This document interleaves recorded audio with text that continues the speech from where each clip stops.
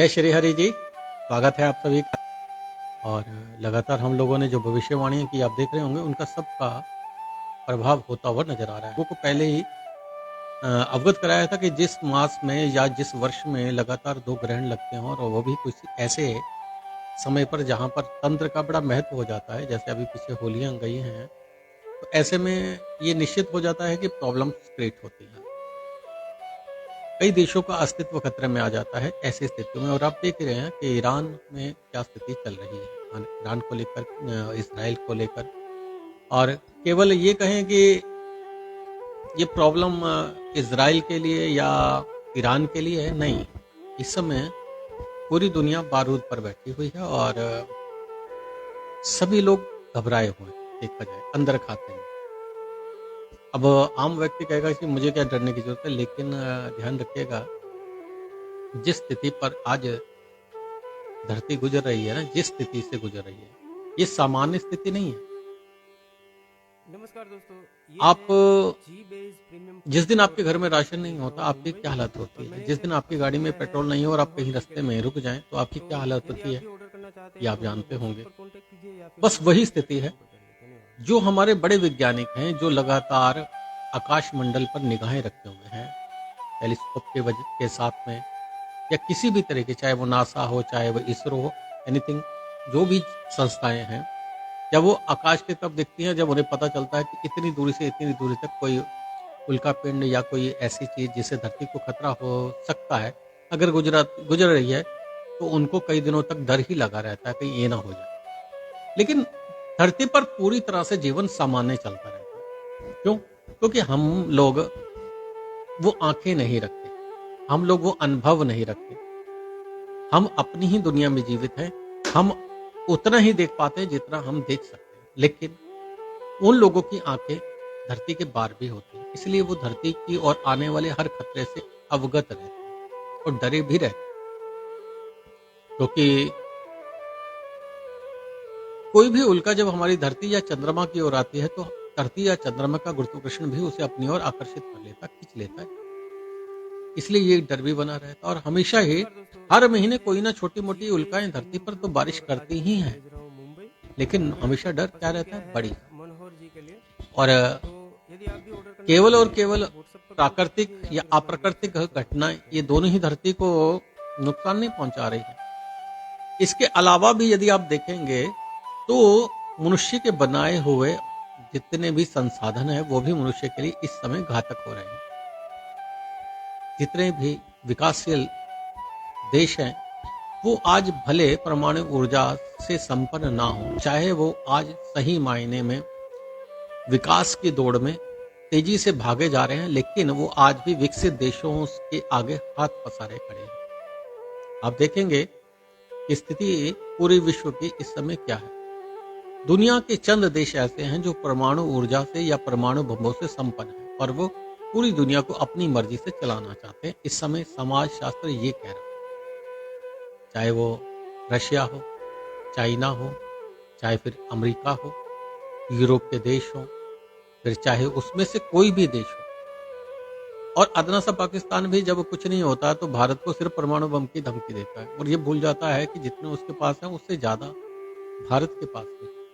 लेकिन बात यहाँ धमकियों की नहीं है, बात है सही मायने में हमने इतनी ज्यादा ऊर्जा को इकट्ठा कर लिया है, और जो प्राकृतिक ऊर्जा है उसे हमारे यहाँ आज भी हम वेस्ट कर रहे हैं। अगर हम केवल भारत की ही बात करें तो आप देखेंगे कि भारत में अब भी आज 77-78 साल समथिंग हमारे देश को आजाद हुए हो गए, लेकिन आज भी हम प्राकृतिक संसाधनों का उपयोग नहीं कर पा रहे हैं।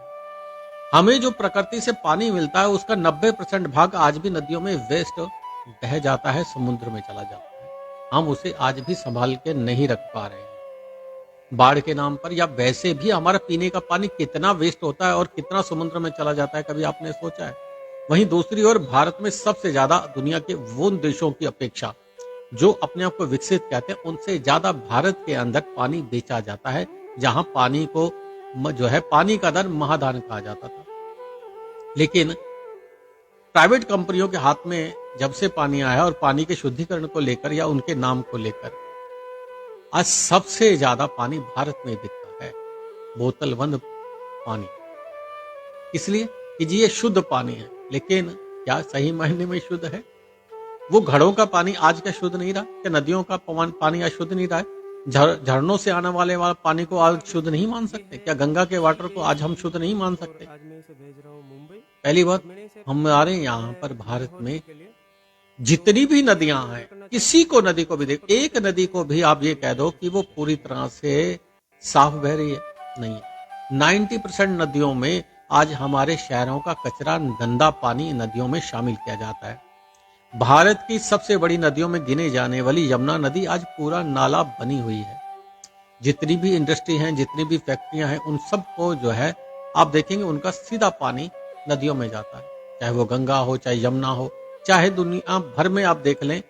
हमारे भारत की नदियों की जितनी ज्यादा आलोचना होती है, आपको किसी देश की नहीं मिलेंगी। ऐसा नहीं है कि केवल भारत में यही प्रॉब्लम्स हैं, और देशों में भी है, लेकिन भारत में सबसे ज्यादा। आज इतने साल हमें आजादी के हो गए, लेकिन आज भी हम जो है प्राकृतिक संसाधनों का सही उपयोग नहीं कर पा रहे। पूरी दुनिया सौर ऊर्जा का इस्तेमाल कर रही है, लेकिन आज भी हमारे यहाँ जो है सही मायने में सौर ऊर्जा का इस्तेमाल नहीं हो पा रहा है। दुनिया के विकसित देश आज जो है बिना तार की बिजली बनाने के लिए तैयार हैं, और चाइना जैसे देशों ने आज ऐसी बैटरी बना दी है जो एक बार अगर आप लगा लें तो 50 साल उसे रिचार्ज करने की जरूरत नहीं है। लेकिन आज हम कितने पिछड़े हैं, और आज हम बड़े हुक मार कर कहते हैं कि हम चाइना से लड़ सकते हैं। क्या दिल पर हाथ रख के कहिएगा कि ये सच है? हम विकास के साधनों से, संसाधनों से परिपूर्ण हैं। केवल परमाणु बम बना लेने से कोई देश शक्तिशाली नहीं हो सकता है। केवल जब तक रोजगार, आज भी हमारी जो इकोनॉमी है और देशों की अपेक्षा बहुत डाउन है। तो मैं एक समाजशास्त्री हूं और मैंने एमए समाजशास्त्र में किया है, और मेरी निगाह हमेशा समाज के प्रत्येक भागों पर रहती है। तो मैं उसी पर चर्चा करता हूं, साथ में ज्योतिष पर तो चर्चा करता ही हूं, लेकिन मैं इन चीजों पर भी हमेशा चर्चा करता हूं, और यही सोचकर चर्चा करता हूं कि शायद कोई किसी दिन ऐसा व्यक्ति आए जो भारत के भविष्य को बदल दे। लेकिन राजनीति के आधार पर देश को बदला जाएगा, बड़ा मुश्किल है। क्यों? क्योंकि आप जानते हैं कि भारत में 140 करोड़ से ज्यादा हम लोग हो चुके हैं, उसके बावजूद भी आज तक हम एक अच्छे नेतृत्व को तरस रहे हैं। पार्टीवाद से ऊपर हटकर जब तक हम लोग देश हित की बात नहीं करेंगे। अब बहुत सारे लोग कहते हैं कि मैं क्यों करूं, थोड़ी सी बात और कर लूं, फिर कुछ कुंडलियां भी देखेंगे। थोड़ी सी बात और, 2 मिनट की और बात कर लेते हैं। आज मैं इसे भेज रहा हूँ मुंबई। हमारे देश में अब आप कहेंगे कि सुधार कैसे हो? क्या सुधार नहीं हो सकता? बिल्कुल हो सकता। व्हाट्सएप पर कांटेक्ट कीजिए या फिर हमारी वेबसाइट से संपर्क करिए। धन्यवाद। जब तक आपके घर का कोई पशु आपकी बात नहीं सुनता, तो आप क्या करते हैं? उसे डराते हैं, कई बार डंडा भी उठाते हैं। यही स्थिति आज भारत में है। यदि भारत को सही मायने में विकसित देश बनाना है, धर्म के अनुसार नहीं, सबसे ज्यादा वाली बात हम कह रहे हैं कि अगर हमें दुनिया के देशों, 140 करोड़ हमारी जनसंख्या जो है ना, दुनिया के सबसे मजबूत देशों से भी ज्यादा है। अगर हम देखें तो हमारी जनसंख्या दुनिया के दूसरे नंबर की जनसंख्या, हो सकता है थोड़े दिनों में हम चाइना को भी फेल कर दें। लेकिन इतने लोग होने के बावजूद भी आज हम अपने जो है देश को सही मायने में अपना देश नहीं मानते। अब अपने हृदय पे हाथ रखकर बताना कि सही मायने में कि हम लोग अपने देश को अपना देश मानते हैं। अगर मानते तो सबसे ज्यादा कूड़े की थैली बनाकर घर के आगे हम नहीं फेंकते। आज भी हम सबसे ज्यादा सड़क पर चलते हुए कानून का उल्लंघन करते हैं, रेड लाइट क्रॉस कर जाते हैं, उल्टी साइड गाड़ी हम चलाते हैं। और आज के बाद आप देखना, जरा आंखें खोलकर जो आप कार्यक्रम देख रहे हैं ना, आप सड़क पर देखना कूड़े के ढेर आपको मिलेंगे। ये कूड़े का ढेर आया कहां से? जापान में यदि कोई भारतीय या कोई दूसरी देश का व्यक्ति अगर जाता है तो सबसे पहले एक पर्चा उसे दिया जाता है कि आपको अलग अलग थैलियों में अलग अलग कूड़ा डालना है। इस दिन ये कूड़ा आप फेंकने जाएंगे, दूसरे दिन ये गाड़ी आएगी लेने के लिए, तीसरे दिन ये लेने आएगी। बोतलों को आप अलग जगह फेंकेंगे, गीला कचरा अलग जगह फेंकेंगे, और हर चीज को अलग जगह करेंगे। लेकिन होता क्या है? होता क्या है? उल्टा होता है सब कुछ। यहाँ कचरा, आप चौथी मंजिल पे रह रहे हैं तो ऊपर से ही फेंक देंगे, चाहे वो फट जाए चाहे कुछ है, उसके वो कुत्ते उस सारे जगह पर जो है गंद मचाते चले जाएंगे। कतर, दुबई, इसके अलावा हांगकांग, बहुत छोटे छोटे देश हैं, बहुत छोटे छोटे देश हैं। उसके बावजूद अगर आप देखेंगे, अगर वहां रोड क्रॉस कर रहे हैं आप, या आप रेड लाइट क्रॉस कर रहे हैं, तो 11,000 के समथिंग चालान हो जाता है। और हमारे यहाँ पर अगर आज किसी का चालान कर दो ना, तो भाई साहब वो देश के प्रधानमंत्री तक को गाली देने लग जाते हैं। हमारे स्कूलों का स्तर पता है आपको? हम सरकारी नौकरी करना चाहते हैं, हर व्यक्ति चाहता है कि मेरे बेटे को सरकारी नौकरी मिल जाए, लेकिन सरकारी स्कूल में और सरकारी हॉस्पिटल में इलाज कोई नहीं कराना चाहता। आज मैं इसे भेज रहा हूँ क्यों? मुंबई, और मैंने इसे पसंद किया। आज सरकारी स्कूल का टीचर भी सरकारी स्कूल में अपने बच्चों को नहीं पढ़ाना चाहता, और हम कह रहे हैं कि हमारा देश जो है विकास की ओर जा रहा है। जब तक इस देश में समानता का अधिकार नहीं होगा, जब तक सही मायने में हम लोग इसे अपना देश नहीं मानेंगे, तब तक इस देश को सुधारा नहीं जा सकता।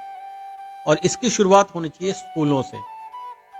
बच्चों को किताबी एजुकेशन के साथ साथ में जब तक प्रैक्टिकल एजुकेशन नहीं दी जाएगी, जब तक उन्हें जीने का तरीका नहीं सिखाया जाएगा, जब तक उन्हें ये नहीं सिखाया जाएगा कि टीचर का इंपॉर्टेंस क्या है, माँ का इंपॉर्टेंस क्या है, पिता का इंपॉर्टेंस क्या है, संसार का इंपॉर्टेंस क्या है।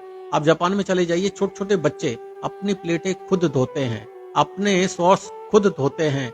इसके अलावा स्कूल को और यहाँ तक अपनी क्लास को भी खुद साफ करते हैं। यदि आपका बच्चा अपने स्कूल की सफाई करने लगे ना, तो माँ बाप लड़ने के लिए पहुंच जाएंगे कि हमारे बच्चों से स्कूल की सफाई कराएं।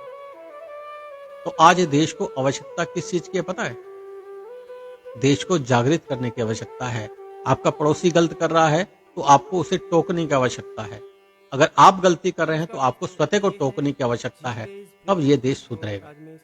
आप नेताओं को खाली गाली देने से देश को नहीं सुधार सकते, आप केवल पड़ोसियों को गाली देने से देश को नहीं सुधार सकते।